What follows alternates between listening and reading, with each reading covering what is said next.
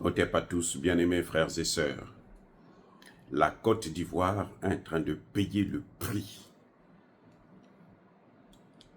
d'être gérée par un étranger.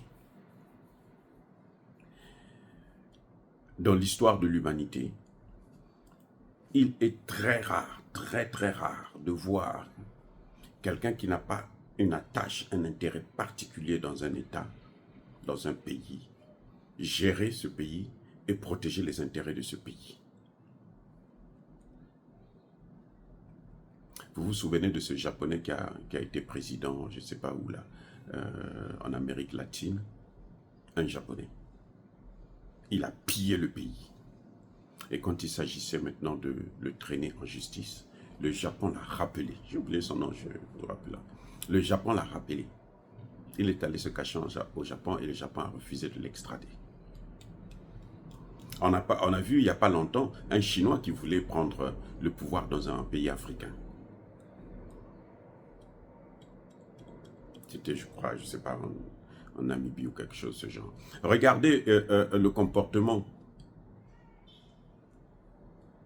des Anglais en Afrique du Sud, l'apartheid. Un étranger ne peut pas venir gouverner un pays qui ne lui appartient pas, non. Il n'a aucune relation, aucune attache dans ce pays. Il ne connaît pas la culture. Il n'a pas, ses ancêtres ne sont pas de ce pays. Parce que pour gouverner une nation, il y a deux dimensions. Il y a la dimension physique, il y a la dimension spirituelle.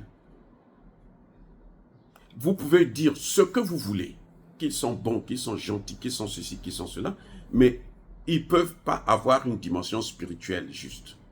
Maintenant, s'ils sont déjà naturellement méchants, mauvais, comme Alassane Ouattara, ben, vous avez les deux, le spirituel et le physique, qui ne correspondent pas, ben, il ne peut que détruire le pays. La Côte d'Ivoire est en train de payer le prix du fait que à la tête de la Côte d'Ivoire, c'est un étranger. Alassane Ouattara, c'est un Burkinabé. Mais ce qui est encore plus grave, c'est qu'il a une femme française. Et on connaît le comportement de la France en Afrique. Encore s'il avait une femme africaine, peut-être, ou ivoirienne, peut-être que ça pouvait... Hein, parce que c'est un homme est ce que, entre autres, sa femme veut qu'il puisse être. C'est-à-dire que vous ne pouvez pas mener une politique criminelle et vous avez une femme qui a eu des enfants qui va accepter que vous puissiez le faire. Parce qu'elle sait, elle connaît la douleur de l'enfantement, elle n'acceptera pas que ça arrive à ses enfants à elle. Donc elle va dire non, écoutez, mettez un bémol. Mais quand vous êtes vous-même étranger, vous avez une femme étrangère plutôt, c'est le comble de l'échec. C'est ce que nous voyons en Côte d'Ivoire. J'aimerais bien qu'on me cite des pays qui sont dirigés par des étrangers, et puis bon, ça marche, ils ont développé le pays. Alassane Ouattara est celui qui a plus endetté l'Afrique, la Côte d'Ivoire. Quand Laurent Gbagbo quitte le pouvoir, la Côte d'Ivoire est endettée à hauteur de 5 000 milliards. Alassane Ouattara a ajouté 30 milliards, à lui seul. 30 000 plutôt. Mais écoutez, ça va de soi. Ça va de soi. Que c'est bien le fait que il n'a rien à... Ils s'en foutent éperdument des Ivoiriens. Et ça, c'est malheureux de le dire, c'est aussi la faute à Laurent Gbagbo qui a pensé que pour avoir la paix, il faut le laisser être candidat. Parce que la Constitution l'interdisait d'être candidat. J'espère que la prochaine fois, Laurent Gbagbo ne fera pas la taille belle à des étrangers. S'il vient en 2025, là, j'espère qu'il va savoir que les étrangers, même si ce sont des Africains, il ne faut pas faire cadeau à ces gens. c'est Laurent Gbagbo qui a laissé Alassane Ouattara postuler pour être président. Sinon, il n'allait jamais postuler. La Constitution ne lui interdisait. Laurent Gbagbo s'est dit pour la paix. Il s'est trompé. Il avait de mauvais conseillers. La paix ne se quémande pas, elle s'arrache. Oui. La paix ne se quémande pas, elle s'arrache.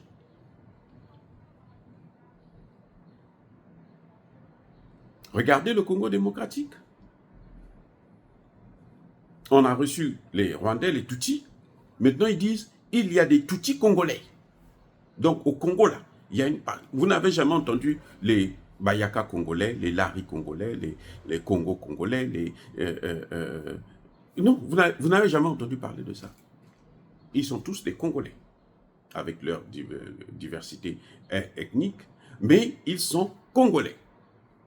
Les Tutsis sont venus avec un concept Tutsi congolais. Donc nous sommes différents de tous les autres, parce qu'ils sont des étrangers. Et parce qu'on leur a donné la part, on leur a taillé une part belle, on leur a donné des privilèges. Ils ont dirigé, chef d'état-major, ministre des Affaires étrangères. Qu'est-ce qu'ils ont fait? Ils ont tué Kabila, le président congolais. Oui, c'est pour ça que quand Tshisekedi dit, moi, nous devrons libérer nos frères Tutsis. Non, ce n'est pas son problème. Les Tutsis doivent se libérer d'abord eux-mêmes. On ne peut pas construire. Oui, il y a des gens qui vont dire que non, cette guerre n'a pas de sens parce qu'il faut construire l'Union. On ne peut pas construire l'Union africaine. Hein? Les États-Unis d'Afrique. Si nous sommes aussi, comment dirais-je, on ne s'entend pas sur des principes de base, même du vivre ensemble. On ne peut pas construire. Les gens qui pensent que le Rwanda, par exemple, pense qu'il faut aider les États-Unis et la France à occuper, à coloniser l'Afrique. C'est leur rôle. Parce qu'ils se disent que s'il n'y a plus de Bantous, les Tutsis il y aura un grand empire Tutsi. Mais les Bantous, c'est une grande population. On ne peut pas les exterminer, c'est pas possible. Ce que Kabila avait, Tshisekedi a trouvé comme accord avec eux, c'était de, bon, on va s'entendre, on va faire des problèmes. Non, commence d'abord par arranger chez toi-même. Commence d'abord par mettre la sécurité. Depuis un certain temps que l'armée congolaise est en train d'avancer, les États-Unis demandent maintenant, ils appellent Tshisekedi pour dire, bon, on va négocier, on va mettre en place un cessez-le-feu pour gagner encore du temps. Si Tshisekedi commet l'erreur de stopper cet engouement, cette volonté des militaires congolais et des patriotes congolais, les Wazalendo, de découdre avec l'armée de Kagame, vous allez voir, on va retomber à zéro. Et il y aura plus de morts, parce qu'ils sont méchants. Un étranger qui vient chez toi, il doit vivre bien, mais savoir qu'il n'est pas chez lui. Voilà le principe. Fais comme chez toi. Fais comme chez toi. Mais n'oublie pas que tu n'es pas chez toi. Quand vous êtes sur cette base-là, il y aura plus de respect. Oui. Alassane Ouattara arrive, il n'est pas chez lui. On l'élève au rang de chef de tout. De tout. Parce que les Ivoiriens sont maintenant étrangers chez eux. Si on les chasse des maisons, quelqu'un qui a passé 30 ans, on connaît ce que c'est que travailler en Afrique, notamment dans la fonction publique. Le privé, c'est pareil, c'est pire même, puisque le privé, vous n'avez même pas de retraite. La fonction publique, vous avez une retraite qui n'est pas payée, donc c'est la même chose. Après 30 ans, 40 ans de service, vous avez construit une petite maison, on vient vous déguerpir de cette maison, vous êtes évacué, vous êtes dans la rue. Qui peut vous aider? Donc, ça, c'est exactement ce qu'on appellerait crime contre l'humanité. Ce qu'Alassane Ouattara est en train de faire là, c'est ça qu'on devrait appeler crime contre l'humanité. Tu sais qu'il n'a pas d'autres issues. Mais tu le mets quand même dans cette situation où tu sais qu'au final, s'il n'est pas fort, la finalité pour lui, c'est mourir. De crise cardiaque, de famine, de tout. Donc, qu'est-ce que tu es en train de faire? Mais tu es en train de le tuer. Puisqu'ils sont nombreux. C'est quoi? Puisqu'ils appartiennent à une certaine catégorie, ce sont les pauvres. On n'attaque pas les Français. Il y a une grande communauté française en Côte d'Ivoire. On n'attaque pas les Libanais. On ne s'attaque pas aux intérêts chinois. On ne s'attaque pas aux intérêts marocains. La liste, elle est grande. J'en passe. Des Émirats, des Arabes Unis, du Qatar et autres. On ne s'attaque pas à ça. Les quartiers, là, personne, qui va toucher? La police doit fuir. Ces quartiers-là sont parfois contrôlés par eux-mêmes. Ils ont leur police à eux. Et vous me dites que Laurent Gbagbo allait faire la même chose à ses compatriotes? Non. Donc Alassane Ouattara, ça va de soi. Il est burkinabé. Il n'a pas le souci, il n'a pas l'esprit de la Côte d'Ivoire n'est pas en lui. Parce que les ancêtres ivoiriens ne le reconnaissent pas. C'est ça, justement, la spiritualité kémite. Les ancêtres ivoiriens ne le reconnaissent pas. Il peut appeler, crier, personne ne va l'écouter. Et pire, c'est qu'il a une femme française, celle qui a colonisé. Beaucoup de ses ancêtres ivoiriens sont sous la terre, là, à cause des Français. Ça, c'est indéniable, au moins. Mais quelqu'un comme ça, vous croyez qu'il peut venir parler à ses ancêtres-là, et puis ses ancêtres vont l'écouter? Oh, écoutez, soyons sérieux. Soyons sérieux. Hein? Soyons sérieux. Et Dieu est en train de nous faire payer en Côte d'Ivoire nos propres erreurs. Parce qu'on a estimé que, comme c'est un Burkinabé, c'est un frère alors. Non, un frère qui n'a pas, quand il vient chez toi, il n'a pas le droit de venir insulter ta femme.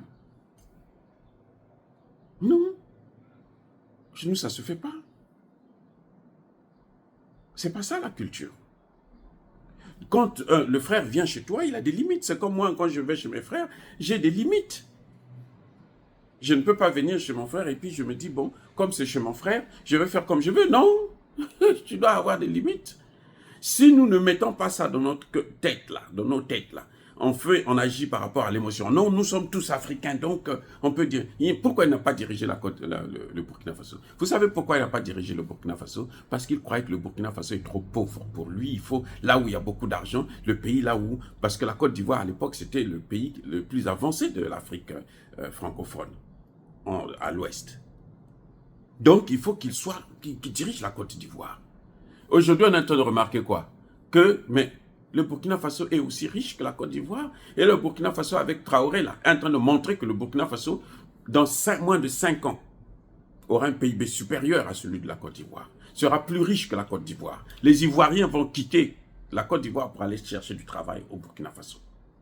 Le Burkina Faso est dans cet état, est resté dans cette situation pendant longtemps parce que les Français voulaient que ce soit ainsi. Donc, ils piétinaient tout ce qui concerne l'émancipation, l'émergence de ce pays. Et puis, ils avaient mis à la tête qui? Un des leurs, un bourreau, qui n'avait qu'une seule chose à faire, c'est de s'enrichir et puis tailler la part belle aux Français. C'est pour ça que le Burkina Faso est resté. C'est pareil pour le Niger. Vous croyez que le pétrole, le Niger, là, est venu hier?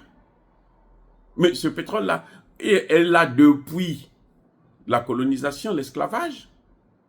Le pétrole ne naît pas comme on peut le croire. Non. Et les Français le savaient. Pourquoi ils ne voulaient pas partir? C'est parce qu'ils savaient que là-bas, il y aura le pétrole. C'est pour ça qu'ils ne voulaient pas partir. Donc, Alassane Ouattara, en fait, il s'est trompé. Maintenant, il se rend compte, il est même fâché. En lui, là, Alassane Ouattara, il aurait souhaité être le président du Burkina Faso maintenant. Là où il est là, il aurait souhaité être le président du Burkina Faso. Mais c'est trop tard. Et il va quitter la Côte d'Ivoire par la petite porte. J'allais dire par la petite fenêtre.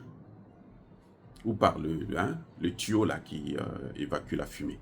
Bref, soyez bénis les amis. Nous souhaitons beaucoup de courage à ces familles ivoiriennes. Nous n'avons pas les moyens pour agir en leur faveur, mais nous sommes de tout cœur avec eux et nous savons que la Côte d'Ivoire va s'en sortir. Une fois de plus, soyez abondamment bénis. Mais que tous ceux qui persécutent le continent africain, le pillent et le déstabilisent, qu'ils soient noirs, blancs, chinois, arabes, juifs, indiens ou qui qu'ils soient punis, maudits, foudroyés, neutralisés, écrasés, effacés par le Dieu des Kémites et par nos ancêtres angélisés. Vive l'Afrique éternelle, je dis et j'assume.